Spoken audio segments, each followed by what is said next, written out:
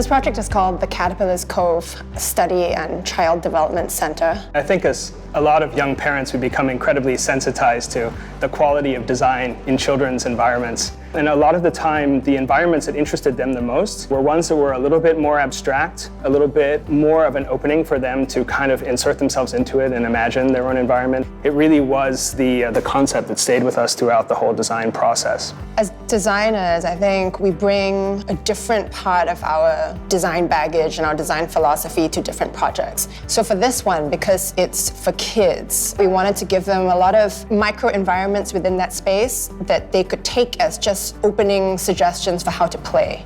One very important part of this project, which are the little play structures. And what we tried to do with those were to create structures that were suggestive of things. Like there was one which they might think of as a factory or maybe a dragon. So that's why we had this play space with big sand pits or sculptures really that they could think of as hills or islands made out of timber. Basically, it had the suggestions of a shape, but it wasn't complete for them. And it was kept very, very abstract for these kids to use in their imaginative play.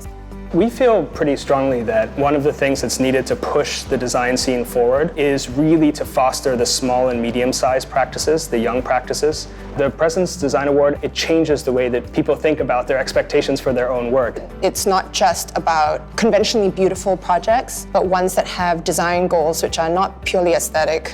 Our advice to emerging young designers would be to make sure that when you start your office that you are ready, you're equipped to take risks. Take your time and make sure that you know you're in the right place to start your own practice.